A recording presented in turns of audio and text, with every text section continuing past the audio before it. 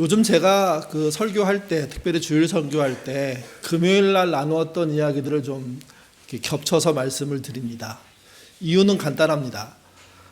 금요일 설교나 주일 설교나 그 주에 이렇게 나눠야 될 얘기가 비슷하는 경우들이 많거든요. 왜 그러냐 하면 사도행전을 이렇게 순서대로 쫓아가다 보니까 본문도 겹치기도 하고 내용도 겹치기도 합니다. 그래서 연관성이 있기 때문에 금요일 날 나눴던 이야기로 오늘 또 시작하도록 하겠습니다. 우리 같이 한번 읽으면서 이게 무슨 얘기인지, 금요일 날 들으신 분들은 이미 아시겠지만 안 들으신 분들은 처음 듣는 얘기니까 한번 읽어보죠. 읽겠습니다. 우리가 살고 있는 세계를 가리켜 한 정신 이상자가 장난삼아 정가표를 뒤로 백화점과 같다고 비유한 사람들이 있었다. 정가표가 제대로인 백화점, 밍크코트에 붙어야 할 금액이 손수건에 붙어 있고 치약에 붙어야 있어야 할 금액이 오디오 기기에 버젓이 부착되어 있는 이 무질서한 상점에서는 싸구려가 귀중품 행사를 하고 고상한 것과 천박한 것이 뒤바뀌어 매매될 것이다. 이승우 작가의 사막은 샘물을 품고 있다에 나오는 이야기 중에 하나입니다. 이 이야기는 사실은 오늘날을 비유하는 겁니다. 오늘날 세계가 어떤 상태로 돌아가고 있는지. 정신 이상자란 무자격자를 말합니다. 그러니까 판단을 할 수 없는데 판단하는 자리에 있는 자. 그 판단이 전체적으로 영향을 끼치는 경우를 말하는 거죠. 당연히 그는 가치 판단을 왜곡할 수밖에 없습니다. 아무짝에 쓸모없는 잡동사니를 비싼 것으로 만들고 또 그걸 추종하는 사람들은 그걸 사들이고 정말 소중하고 귀중한 것은 가치 없는 것으로 바꿔서 내다버리는 그런 조직, 그런 나라, 그런 지구촌, 이게 된다는 거죠. 사람의 가치와 깊이 있는 삶을 쓸데없다고 말하고 썩어서 버릴 것을 어마어마하게 중요한 거라고 말하는 세상 쉽게 만날 수 있습니다.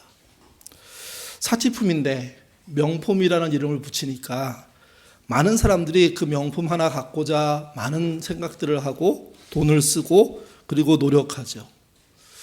엄격히 따지면 재료비로만 치면 그 가격에 몇백 분의 1을 받아야 할 가격인데 그냥 디자이너의 어떤 섬세함이 있다는 것 하나 때문에 그 가치가 전도되어서 엄청나게 비싼 것으로 바뀌는 세상. 이게 이 이야기가 하고자 하는 이야기입니다. 더 중요한 건 우리는 신자니까 하나님을 무시하고 진리와 정의를 짓밟아 버리는 형태의 정신 이상자, 그들이 지배하는 사회, 우리가 경험하고 있지 않습니까? 그렇기 때문에 이 이야기는 그냥 멀리 떨어져 있는 우화 같은 이야기가 아니라 실제 세상을 우화적으로 표현한 겁니다. 제대로 된 정가표가 붙어 있지 않다는 거죠. 여러분이 하시는 일 속에 제대로 정가표가 붙어 있는 게 뭡니까? 반대로 정가표 말도 안 되는 가격에 정말 형편없게 만들어버린 것 있지 않습니까? 하나님이 말씀하신 성경은 그 성경 내용을 통해서 정신 이상자가 잘못 붙인 정가표를요 정상화하는 이야기를 하고 있습니다. 노아의 이야기는 하나님이 창조한 사람이 너무나 망사니까 하나님이 그들을 지으신 걸 후회하시죠. 그래서 하나님이 재조정을 시작하십니다. 그게 노아의 홍수, 노아의 방주, 그리고 노아가 다시 새로운 시조로 시작하는 이야기입니다. 아브라함도 그는 그 당시에 실패자였습니다. 가족을 떠나 홀로 가나안에 살 수밖에 없는 존재였는데 떠날 때 하나님을 만났고 이동하면서 하나님을 알기 시작하고 그리고 삶의 여정들을 겪으면서 하나님의 사람으로 자리 잡고 약속이 이루어지고 결국은 믿음의 조상이 되죠. 제대로 된 인생의 정가표가 붙는 순간입니다. 사람들로 계속 이어지던 하나님의 정가표를 붙는 일은요, 한 민족으로 집중됩니다. 그게 이스라엘입니다. 이스라엘을 선택한 이유 명백합니다. 가장 별 볼 일 없는 민족이기 때문에. 내버려두면 그냥 죽기 때문에. 인공호흡을 하듯 하나님은 그들에게 붙으셔서 그들을 살려내십니다. 그리고 그들을 왕 같은 제사장, 거룩한 나라의 백성으로 부르시죠. 그러니까 세상에서는 끝장났는데 하나님이 그 민족과 그 안에 있는 인격체에 정가표를 새로 붙이면서 인류의 중심에 서는 그런 민족으로 세우신 겁니다. 예수님은 이스라엘이 망쳐놓은 세상에 대해서 또 인류의 망가진 현상에 대해서 완전 복구를 위한 시도를 하신 분입니다. 인류가 저지른 모든 죄를 짊어지시고 십자가에 죽으셨죠. 그 죽음으로 말미암아 인류의 잘못되어 있는 모든 정가표의 가장 중요한 순서부터 우선순위를 매기셨습니다. 새로운 정가표를 제시한 겁니다. 또 예수님이 승천한 후에 여전히 세상은 바르게 붙은 정가표를 쫓아가지 않고 삐뚤어지기 시작합니다. 그리고 그 삐뚤어지는 일들 앞에 주님은 교회를 남겨두셨습니다. 교회가 해야 될 일이 뭡니까? 세상에 제대로 된 정가표를 붙이는 겁니다. 그 교회는 곧 신자입니다. 신자의 역할이 뭐냐? 자신의 삶 속에서 제대로 된 정가표를 붙이는 삶을 살아야 한다는 이야기입니다. 그걸 제대로 붙이고 자녀에게 물려주고 그게 교회적으로 함께 운동으로 전개되고 한국교회가 그런 일을 할 때 한국교회는요 건강해지는 것은 물론이고 한국 사회가 그래 교회가 붙인 정가표가 옳은 거야 하는 판단을 받아야 하는 거죠. 문제는 이겁니다. 제대로 된 평가를 받을 수 있을 만큼의 수준이 안 된다는 겁니다. 오히려 교회가 정한 정가표가 세상 사람들이 생각하는 정가표보다 훨씬 후진 경우가 많습니다. 그거에 우리는요 애통해야 합니다. 우리의 책임이 있다. 나의 책임이 있다. 많은 교인들이 다 교회의 문제를 목사의 책임, 장로의 책임, 권력자의 책임으로만 넘기고 있는데 그렇지 않습니다. 목사가 정가표를 잘못 말할 때 교인들이 수정할 수 있는 용기를 가지고 수정을 시작하면 목사도 사실은 어쩔 수 없기 때문입니다. 함께 잘못된 정가표를 인정하고 있는 거죠. 사도행전은 교회 또 교회인 신자를 통해서 하나님이 어떻게 정상화시키느냐 하는 이야기입니다. 그리고 사도행전은 그 정상화를 무엇으로 얘기하고 있냐면 성령의 임재와 전도로 표현하고 있습니다. 사도행전 16장은 바울의 전도, 바울의 다른 말로 하면 도전에 해당합니다. 전도에 도전하는 거죠. 예루살렘 회의를 마친 바울, 바나바는요 안디옥으로 돌아갔습니다. 그리고 2차 전도 여행을 준비했습니다. 그러다가 마가 요한을 데리고 가는 문제 때문에 싸우게 됩니다. 그리고 결국은 갈라섭니다. 바나바도 한 팀을 꾸리고 바울도 한 팀을 꾸려서 전도 여행을 떠나게 되죠. 다만 사도행전에서는 바나바의 이야기는 사라지고 바울의 이야기만 남습니다. 바울의 이야기가 남은 가장 큰 이유는 누가가 이 이후에 오늘 본문 이후에 바울 전도팀에 속하기 때문입니다. 그래서 뒤에 가면 우리 이런 말이 이제 시작되는데 그때 우리가 누가가 포함된 전도팀 이렇게 보시면 일반적으로 해석이 됩니다. 바울 신라는요 1차 전도 때 방문했던 지역을 방문하기로 결정하고 역순으로 출발합니다. 그래서 가장 먼저 더베에 방문해서 교회를 경정하고 신자들을 만나고 전도를 하죠. 또 루스트라에 도착해서 똑같이 교회와 신자와 그들을 만나고 격려하는 일들을 하면서 이 두 도시에서 벌어진 일에 대한 결과를 한 가정으로 표현합니다. 2, 3년 전에 복음을 전했는데 2, 3년 후에 와봤더니 신앙으로 아주 새롭게 탄생한 가족이 하나 있었다는 거죠. 그 집의 아들이 디모데였습니다. 그 집의 어머니가 유니게였습니다. 그 집의 외할머니가 로이스였습니다. 다른 여러 가정이 있었을 겁니다. 교회이기 때문에. 그러니까 그 교회 안에 한 가정을 소개하면서 디모데 앞에 뭐가 붙냐면요. 제자란 말이 붙습니다. 제자란 예수님의 12제자 아닙니까? 그게 아니라면 120명의 제자 그거 아닐까요? 그거보다 좀 더 넓게 본다면 부활을 본 500명의 제자 이렇게 표현할 수 있습니다.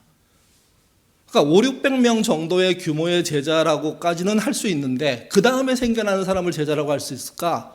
근데 디모데를 제자로 부른 겁니다. 그러므로 그들이 했던 전도가 얼마나 제대로 자리 잡았는지 2, 3년 후에 확인했다는 이야기를 하는 거죠. 그리고 바울은 디모데가 자기의 전도팀에 참여하도록 권면했고 디모데는 참여합니다. 그리고 난 다음에 이야기가 오늘 본문입니다. 16장 6절에서 7절 말씀 같이 읽겠습니다. 성령이 아시아에서 말씀을 전하시지 못하게 하시거늘 그들이 브루스기와 갈라디아 땅으로 다녀가 무시아 앞에 이르러 비두니아로 가고자 애쓰되 예수의 영이 허락하지 아니하시니. 바울의 전도팀은 순조롭게 복음을 전하고 옛날에 방문했던 교회들을 확인하면서 나름 승리감을 가졌을 겁니다. 근데 예상치 못한 일을 만납니다. 6절에는 성령이 아시아에서 말씀을 전하지 못하게 하시거늘 이렇게 표현했고 7절에는 예수의 영이 허락하지 않는다 이렇게 표현했습니다. 하나님이 막으시는 겁니다. 여러분, 어떤 일을 하시면서 하나님의 막으심을 경험해 보셨습니까? 그때 즉각 막으심 앞에 순종하고 돌이키셨습니까? 아니면 막으심이 느껴짐에도 불구하고 밀고 나가보셨습니까? 한 번에 멈추는 사람이 있을까? 왜냐하면 막아섬이라는 것은 사실은 내가 가는, 내가 도전하는, 내가 계획하는 일에 대한 반대,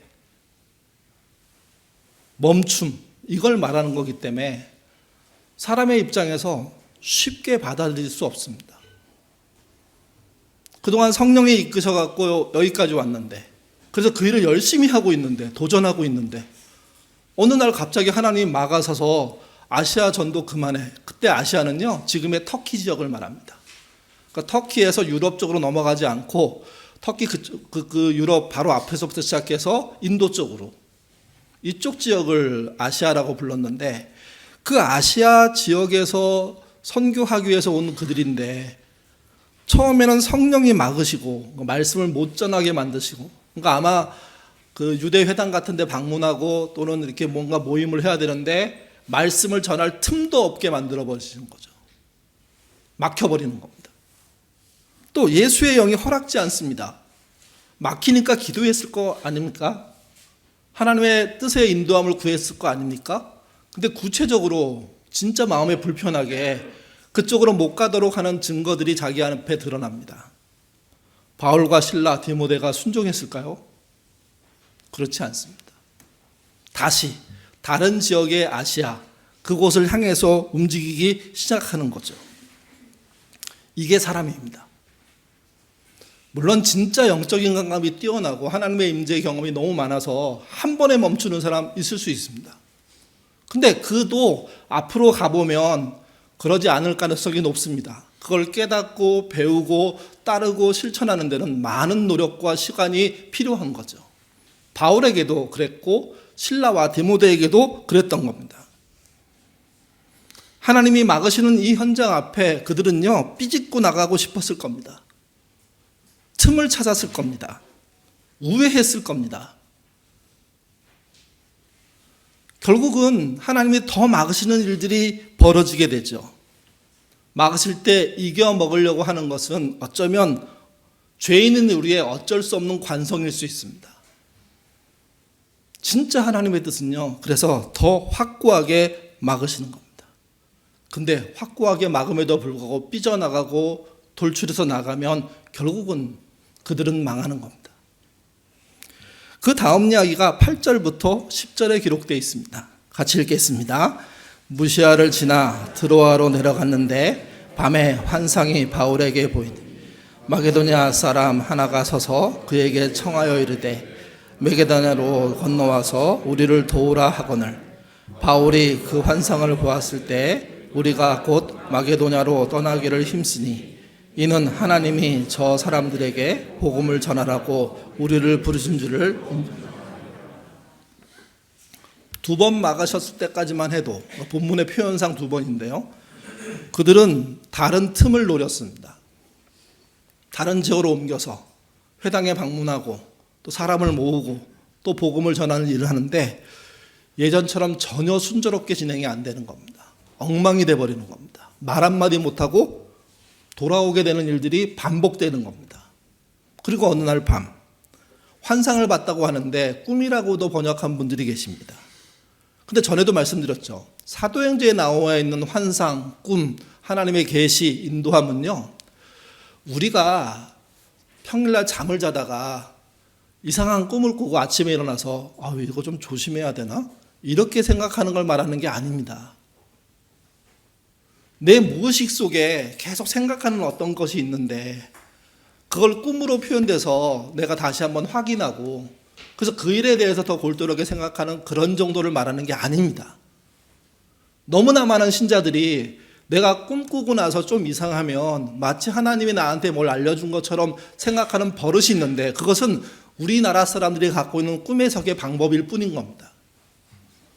하나님의 계시란 우리가 꾸는 꿈, 무의식을 표현하는 꿈 또는 우리의 생각, 우리 마음의 감동을 넘어서는 구체적인 인도함입니다. 그렇기 때문에 그걸 경험한 사람들은요, 꿈과 그것을 연결하지 않습니다. 연결할 수가 없습니다. 그걸 경험한 사람은 그래서 쉽게 말하지도 못합니다. 오히려 내가 발설함으로 말미암아 생기는 잘못된 해석 때문에 다른 사람들이 자기도 꿈꾸고 그날 아침에 일어나면서 개운치 않아. 동척이 시커맸는데 그리 가면 안 돼. 누가 이사 갈 것 같은데 이런 식의 이야기를 하고자 이 얘기를 하는 게 아니라는 겁니다. 여기 등장한 환상은 확고하게 하나님이 주신 겁니다. 우리도 그래야 됩니다. 확고하게 하나님이 주신 게 아니라면 환상이라고 하나님의 뜻을 봤다고 말해서는 절대로 안 됩니다. 교회는 그래서 망가진 겁니다. 목사들이 강다성에 올라가서 자신의 생각은 아이디어인데 하나님의 뜻입니다. 저는 그렇게 받아들입니다. 이렇게 말함으로 그거에 대한 경험이 없거나 깊은 해석을 할 수 없는 분들에게 우리 목사님은 하나님의 뜻을 직접 보는구나 이렇게 오해하게 만드는 겁니다. 이건 범죄이고요. 목사 입장에서 또 교회 리더 입장에서 교회에 생활하는 오래된 신자들이 그렇게 말을 한다면 하나님께 크게 꾸중받을 일입니다. 가벼운 일이 아닙니다. 이거는. 왜? 하나님의 뜻을 곡해하고 왜곡하고 심지어 조작한 거기 때문에. 여기 환상은 바울이 피할 수 없게 하나님이 말씀하신 겁니다. 근데 그것이 마게도냐 어떤 사람이 등장해서 이리로 건너오라 하는 말로 표현된 겁니다. 그는 그걸 듣고 알지 않았습니까? 앞에서 막혔던 사건들을 다 연결시켜서 그래 하나님이 막으시나 보다. 어떡하지? 그리고 그 환상 속에 나온 이야기 속에 방향이 있으니까 그러면 그리로 건너가야 되는 거 아니야? 여러분 건너갈 때 막 신나고 확신 넘쳐서 가는 게 아닙니다. 이게 맞는지 틀리는지 두렵고 떨림으로 혹시 망치는 건 아닌지 잘못 보는 건 아닌지 하는 마음속에 여러 가지 부담을 가지면서 그 길을 무겁게 가는 겁니다. 그랬더니 유럽 전도의 문이 열린 겁니다. 그러니까 하나님의 환상을 본 이들의 입장에서는 피하고 싶었지만 틈을 찾았지만 우회로를 따라갔지만 막혀서 결국은 그분이 인도하시는 곳으로 가게 된 거죠. 그 일이 잘 됐냐 못 됐냐의 문제는요, 이 사건 바로 뒤에 이어집니다. 16장 10절부터 16장 안에만 세 가지 사건이 나오는데 하나는 자주장사 루디아의 회심이 드러납니다. 바울과 실라와 디모데는 아시아에서 복음을 전하는 게 맞았다고 생각했고 그걸 해왔는데 그걸 유럽에 대한 기대와 생각을 전혀 안 하고 있었는데 하나님이 유럽으로 넘어가게 하셨죠. 따라 넘어갔더니 그리고 만난 사람이 루디아인 겁니다. 그를 통한 성령의 역사를 그들이 봅니다. 또 16절 이하로 가면 귀신 들려 점치는 노예 소녀에게 귀신을 쫓아내는 역사를 나타냅니다. 대단히 흥미로운 일이고 놀라운 역사고 이적이지만 여러분 이 이적을 당하고 난 다음에 그들이 고난을 당하죠. 감옥에 들어가게 되죠. 감옥에 들어가는 게 하나님의 뜻일까요? 바울은 실라와 디모데는 감옥에 들어가서도 이게 하나님의 뜻이라는 사실을 확인했습니다. 알게 됐습니다. 더 구체적으로 감옥 들어가는 것을 그래서 두려워하지 않죠. 오히려 감옥 안에서 어떤 일이 벌어집니까? 우리식으로 표현하면 기도하고 찬양하다가 옥문이 흔들리고 옥문이 열리고, 그래서 도망갈 기회가 열렸는데 그들은 도망갑니까? 안 갑니까? 도망간 줄 알고 간수가 자결하려고 할 때 어떻게 합니까? 우리가 여기 있다, 걱정하지 마라. 그리고 그 빌립보 감옥의 간수의 가정 모두를 전도하는 일에 열매를 맺습니다. 결국 하나님의 뜻을 쫓아 잘 건너간 겁니다. 우리 인생도 그래야 됩니다.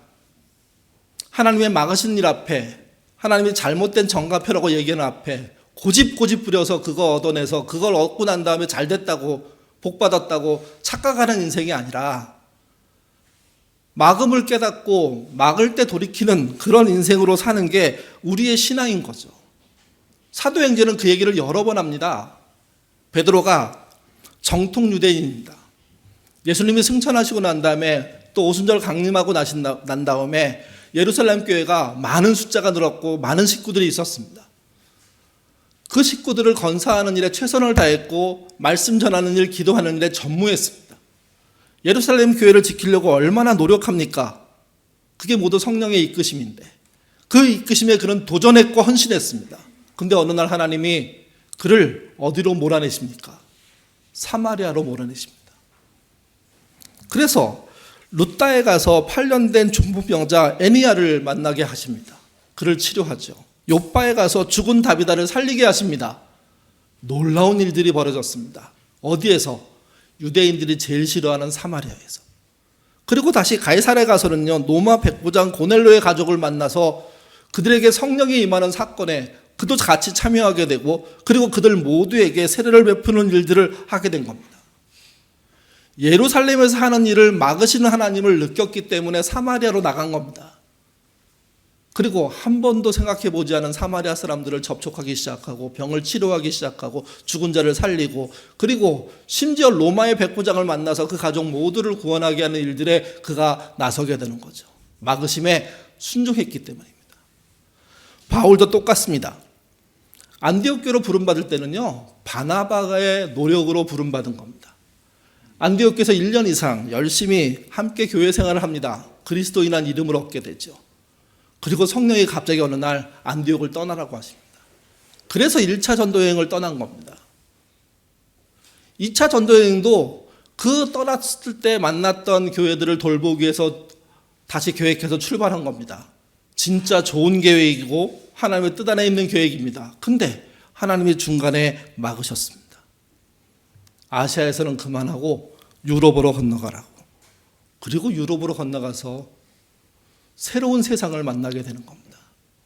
하나님이 뜻을 정하고 밀고 가시는 그 새로운 땅, 진짜 하나님이 전개하시는 그 역사가 보여지는 땅, 그곳으로 가죠. 그러면 아시아는 포기했단 말입니까? 아니요. 아시아는 그 이전에 전한 복음과 또 그 이후에 전할 복음을 통해서 더 강성하게 교회들이 생겨납니다. 에베소 교회 같은 교회들이 그곳에서 등장하기 시작하죠. 양쪽이 하나님의 뜻을 쫓아 건강하게 했는데, 성장했는데, 이때 믿음의 사람들이 했던 것이 무엇이냐? 자기 앞에 등장한 하나님의 도전에, 하나님의 권면에 도전을 시작한 겁니다. 도전이 없었다면요, 다음이 없었습니다. 그러니까 베드로에게 사마리아를 향한 도전이 없었다면, 바울에게 아시아를 향한 도전이 없었다면, 또 바울에게 유럽을 향한 도전이 없었다면 그들은 진짜 제대로 된 역할을 할 수 있는 존재가 아니게 되는 거죠. 도전에 순응하고 막음에 순종하는, 이게 그 당시의 신앙이었습니다. 예인교회는 네트워크형 교회라는 것을 하기 위해서 오랜 시간 이야기해 왔습니다. 용어 정리가 잘 안 되는 면이 있다고들 많이 말씀하시죠. 그래서 이렇게 말하면 어떨까 한번 고민하다가 뭐 약간 말을 바꾸는 것 뿐이지만, 아둘람 네트워크 그렇게 말해야 되는 거 아닐까?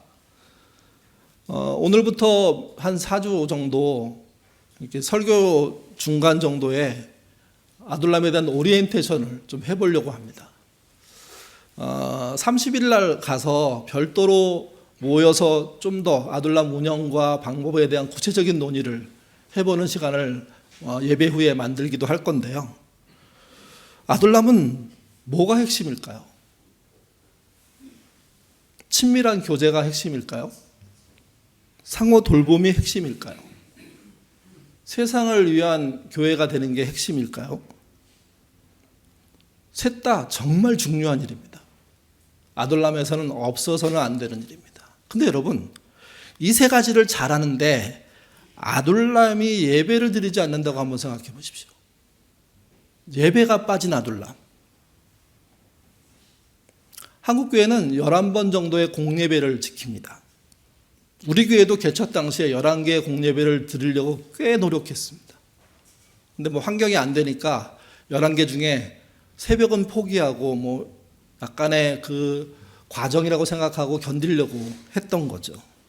그러니까 11번 예배를 드리고자 기도하고 그런 장소를 얻기를 원하고 그런 방향으로 갔으면 좋겠다고 논의도 하고 애썼는데 번번이 막혔습니다. 그리고 잘 안 됐습니다.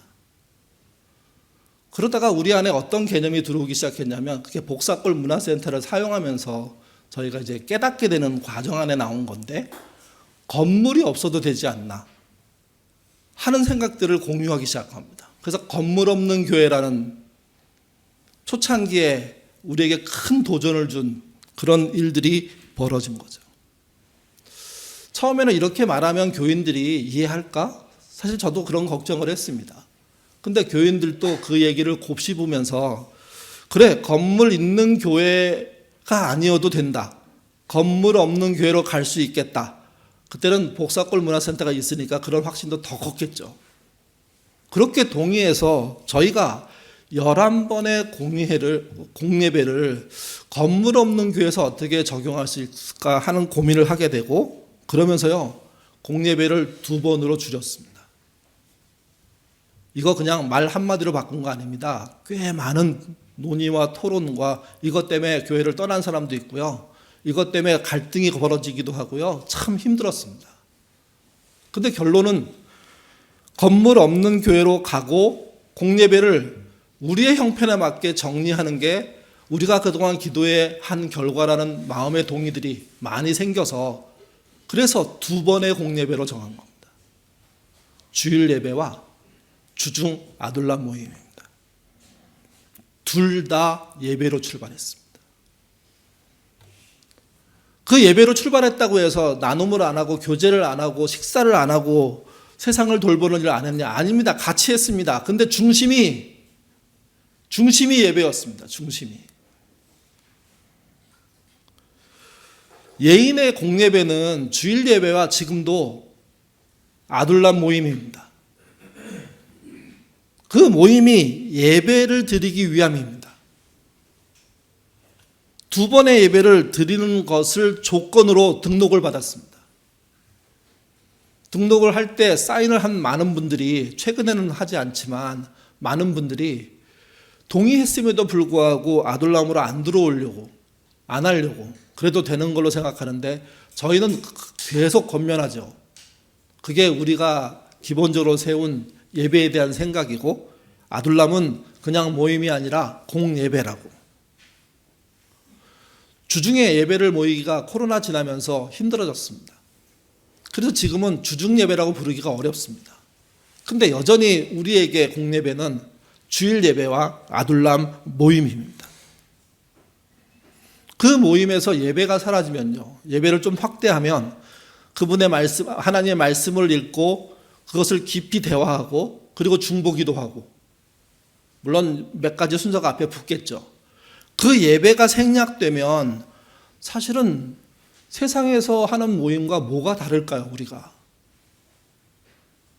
세상에 집을 고치는 모임도요, 앞에 나름의 의식을 합니다. 그리고 기도는 안 하지만 마음을 모으는 그런 대화를 나누고 피드백을 받고 그 다음에 어떻게 할지 계획도 세우고, 그러니까 자신이 해야 될 일에 대해서 명백합니다. 그거라는 거죠.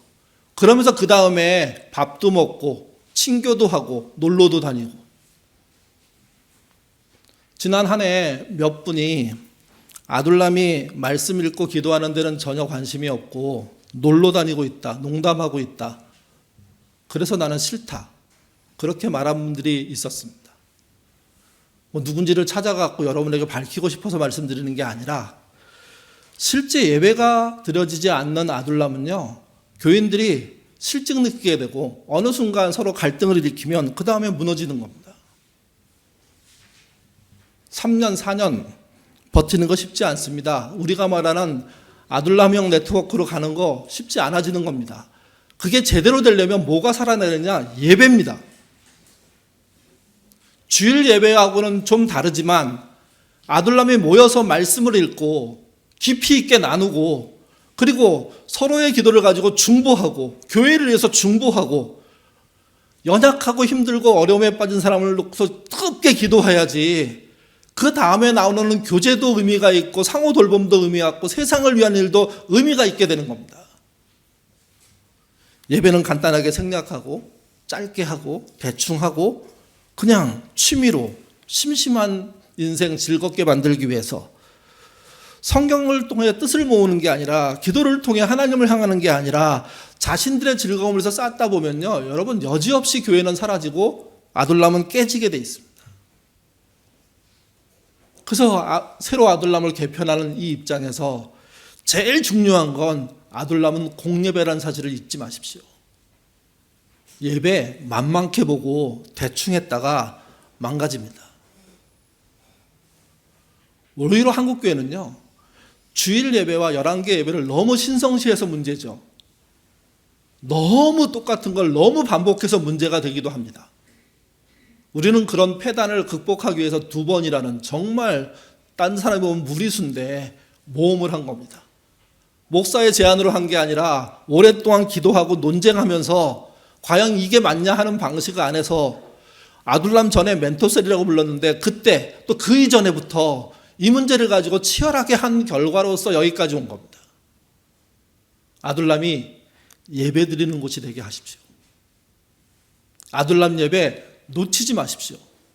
여러분이 하는 선행보다 우선합니다. 선행이 없어도 안 되겠지만 예배가 없으면 더 안 됩니다. 페터 픽셀이라는 사람이 1935년생입니다. 우리 나이로 90세 되신 분이죠. 스위스에서 태어났고요. 13년 동안 초등학교 교사를 하셨습니다. 그리고 그 이후에 전업작가가 되셨습니다. 그가 많은 우화를 써냈습니다. 그 중에 이런 우화가 있습니다. 어떤 늙은 남자에 대한 이야기. 그리고 그 안의 이야기는 이런 이야기입니다. 왜 책상은 책상이라고만 해야 말해야 하는가? 이런 생각 여러분 해보지 않으셨습니까? 이걸 꼭 이렇게 말해야 돼? 다른 건 안 돼? 그럴 수 있죠. 근데 이분은 그게 더 심화돼서 그걸 바꾸는 작업을 개인적으로 한 사람이라는 겁니다. 그는 자기 방에 있는 물건 모조리를 바꿔서 부릅니다. 침대를 사진이라고 부르고요. 책상을 양탄자라고 부르고요. 신문을 침대라고 합니다. 그래서 그분이 만든 비뚤어진 문장들이 등장합니다. 그 중에 하나입니다. 같이 한번, 설계는 나와 있나요? 예, 같이 한번 읽어보겠습니다. 신문에서 얼굴을 꺼내 입고 벽에 걸린 의자를 들여다본다. 예, 안에, 거기는 안 읽으셔도. 그건 설명. 원래는 이런 건데, 이걸 이렇게 바꿨다는 거죠. 여러분, 신문에서 거울을 꺼내 입고, 벽에 걸린 의자를 들여다본다. 똑같진 않지만, 이런 분들 여러분 주변에 안 계십니까?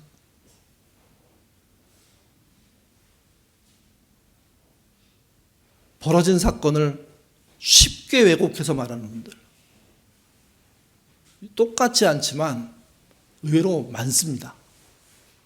자기식으로 해석해서 완전히 곡해하는 분들. 그러니까 그들 앞에 가면 정의는요 쑥대밭 됩니다. 선은요 엉망이 됩니다. 사랑은요 질투로 바뀝니다.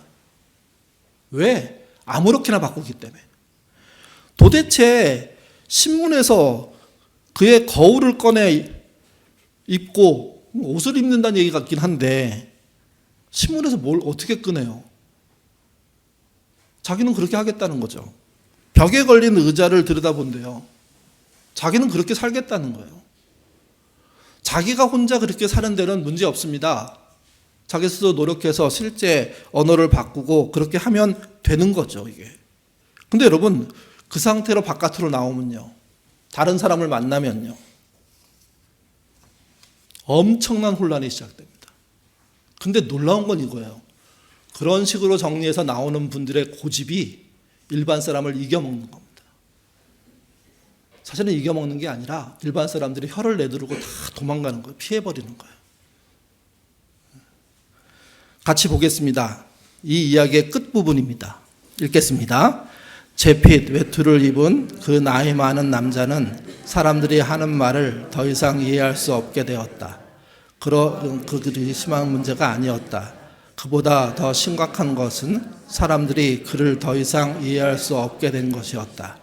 그래서 그는 그때 말을 이 우화의 주인공을 우리 주변에서 찾을 수 있고요. 또 한국교회도 이 우화의 주인공이 될 수 있다는 저는 참 마음 아픈 생각을 합니다. 한국교회가 요즘 하고 있는 많은 일들 중에 정말 세상 사람들이 이해하는 일이 얼마나 될까요?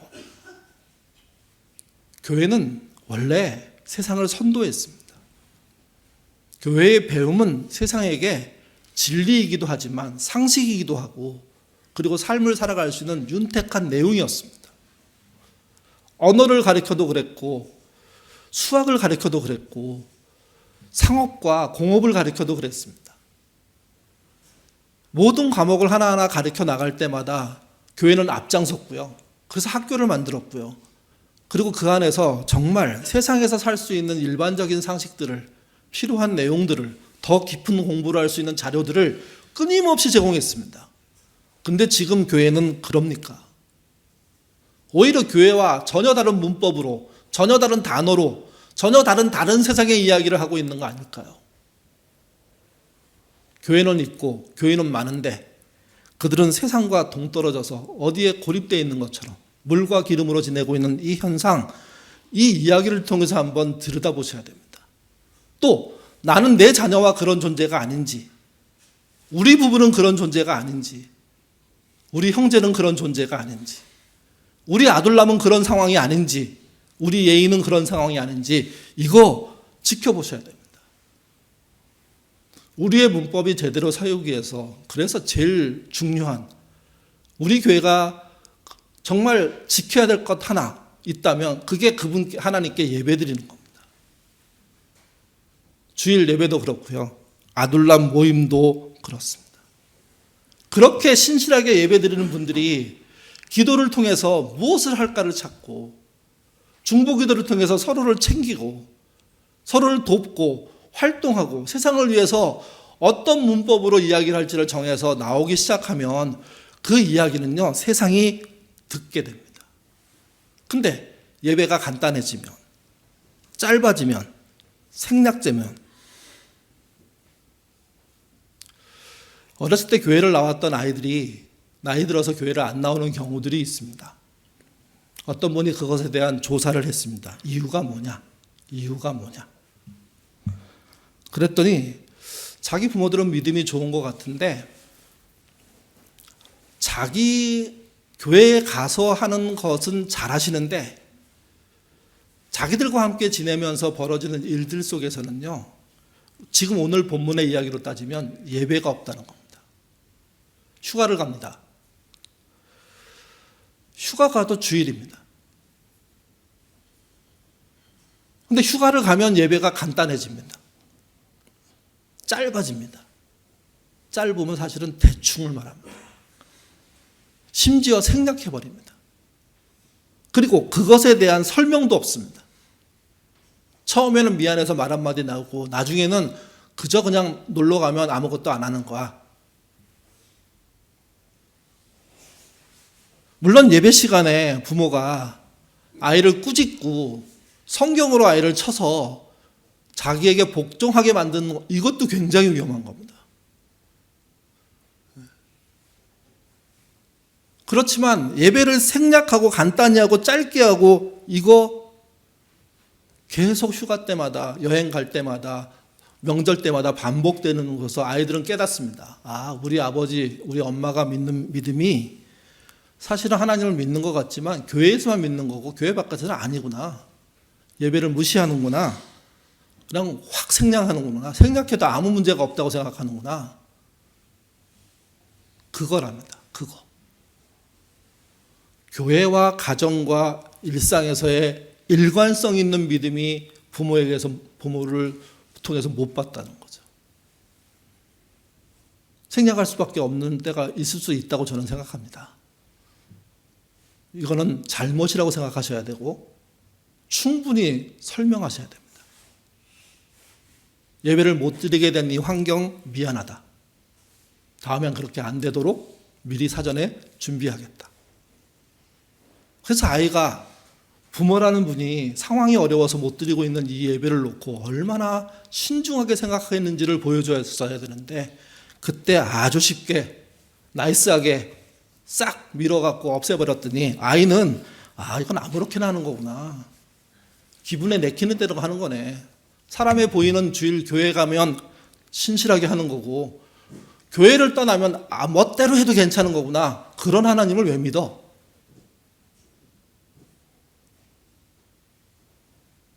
해방일지라는 드라마에 여자 주인공이 교회를 안 나가는 이유를 얘기해요. 자기가 어렸을 때 기도하러 교회 나갔는데 기도하는 걸 들어보니까 뭐 그따위 것들을 하나님께 기도를 해. 나는 기도의 수준이 너무 형편없어서 안 나가. 그렇게 말해요. 그렇게. 겨우 자기의 편안한 일상을 위한 기도 말고는 나라를 위한 기도도 정의를 위한 기도도 세계 평화를 위한 기도도 없다는 거죠. 아둘람이 그래서 깊이 있는 예배를 드리는 곳이 돼야 됩니다. 말씀에 깊이 있는 나눔들이 살아나야 됩니다. 뜨거운 중보 기도가 실제 일어나야 됩니다. 거기에 도전하셔야 됩니다. 이것이 도전이 쌓여야 그 다음에 성령의 이끄심도 있고 막으심도 있는 겁니다. 이것조차 하지 않는 이들에게 뭘로 하나님이 막으실까요? 뭘로 하나님이 이끄실까요? 아둘람의 방향을 그래서 처음부터 잘 잡으셔야 됩니다. 오늘 본문에 바울이 성령의 막으심을 경험한 것은요, 제대로 하나님을 쫓아가고 있었기 때문입니다. 자신들은 모르는 뜻을 알려주시기 위함이었습니다. 막으셨습니다. 그 막으심에 그들은요, 진지하게 처음에는 목적대로 해보려고 노력하다가 오늘 본문의 표현으로 3번 막으시니까 이거 아니다. 뭔가 있다. 그러면서 집중하고 환상을 통해서 유럽으로 건너가는 시도를 하게 되는 겁니다. 사랑하는 예인 가족 여러분, 또 아둘람에 속하신 모든 여러분, 우리도 깊이 있는 예배를 통해서 그분께 가까이 가야 합니다. 아둘람이 말씀의 깊이가 깊어져서 중보의 기도가 뜨겁게 일어나서 하나님의 역사하심이 분명하게 드러나는 곳이 되고 난 다음에야 그 다음을 할 수 있습니다. 이거 놓치고 그저 그냥 즐거운 일 해보자고 덤벼들었다가는요, 그냥 교회는 끝나는 겁니다. 교회 안에 사실 이런 두려움 때문에 걱정하고 기도하는 분들 꽤 있습니다. 여러분도 그 기도 하셔야 됩니다. 정 목사가 헷가닥 해가지고 교회가 재밌게 가네? 그걸로 만족하지 않게 해달라고.